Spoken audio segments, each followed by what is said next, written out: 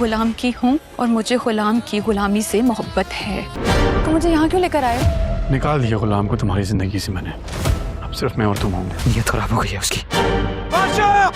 सुंदरी को हर हाल में वापस लेके आऊंगा मैं, चाहे मेरी जान चली जाए या मुझे किसी की जान लेनी पड़े। मार दूंगा मैं गुलाम को।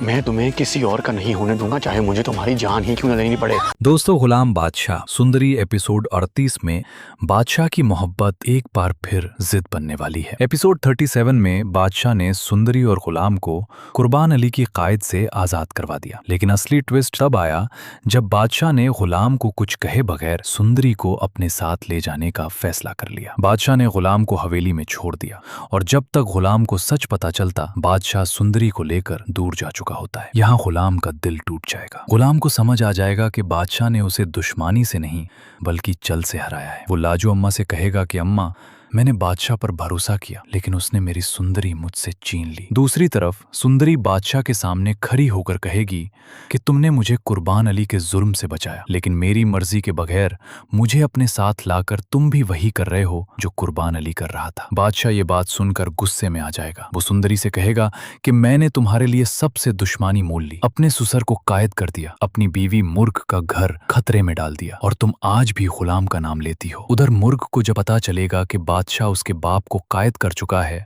और सुंदरी को अपने साथ ले गया है, तो मुर्ग का दिल भी टूट जाएगा। वो अपनी माँ से कहेगी कि बादशाह कभी मेरा था ही नहीं। कुर्बान अली कैद में बैठकर बादशाह से बदला लेने की प्लानिंग करेगा। हो सकता है वो अपने आदमियों को हुक्म दे के सुंदरी को दोबारा उठाया जाए या गुलाम को बादशाह के खिलाफ खड़ा किया जाए। एपिसोड 38 का असली धमाका तब होगा जब गुलाम बादशाह के सामने आकर कहेगा कि अब फैसला सुंदरी करेगी, न तुम्हारा हक न मेरा हक, अब सिर्फ सुंदरी की मर्जी चलेगी।